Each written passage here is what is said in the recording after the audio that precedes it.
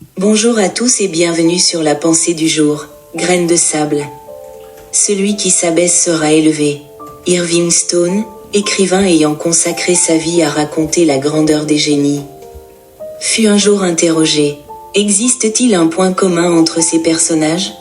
Il répondit: j'écris sur des personnes qui, à un moment de leur vie, ont eu une vision, un rêve à accomplir. Et elles ont persévéré, elles ont été frappées, critiquées, et pendant des années, elles semblaient ne mener à rien. Mais chaque fois qu'elles étaient à terre, elles se relevaient humblement. Personne ne pouvait les anéantir, et une fois qu'elles avaient accompli une partie de leur mission, elles brillaient. Chers amis, certains sont tombés, mais se sont relevés humblement. Et au final, ils ont brillé. Dans l'évangile d'aujourd'hui, Jésus nous révèle le secret pour que chacun de nous puisse briller. Celui qui s'abaisse sera élevé. Ce secret porte un nom: l'humilité. Il n'y a rien de mal à dire que Jésus veut que chacun de nous soit honoré.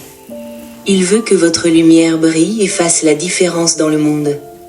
Cependant, il veut que cela se fasse dans la vérité, non par des artifices, des apparences ou des moyens empruntés aux illusions du monde. Il veut que nous brillions naturellement, avec authenticité et pureté. L'humilité consiste à être pleinement soi-même. Elle nous permet de dépasser nos faux semblants et d'être simplement qui nous sommes. Elle n'est rien d'autre que la sincérité envers soi-même. Une acceptation paisible de nos qualités comme de nos limites.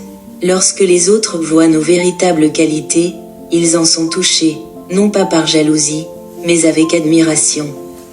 Ils ne cherchent pas à nous envier, mais à aimer ce que nous portons. Ils sont attirés, inspirés et veulent s'en approcher. Le prophète Isaïe, dans la première lecture, proclame le même message. Il appelle le peuple à l'humilité. Il interpelle les dirigeants d'Israël en les comparant aux chefs de Sodome et de Gomorrhe, ces villes synonymes de péché et de rébellion contre Dieu. Mais Dieu ne condamne pas son peuple. Il l'appelle à la conversion. Lavez-vous, purifiez-vous, ôtez de devant mes yeux vos actions mauvaises. Et il fait une promesse. Celui qui mène une vie intègre, je lui ferai voir le salut de Dieu. Celui qui s'abaisse sera élevé. Qui s'est abaissé plus que le Fils de Dieu? Il s'est anéanti en prenant notre condition humaine. Il est né dans une étable, a vécu comme un simple passant sur cette terre, et est mort sur une croix, hors des murs de la ville.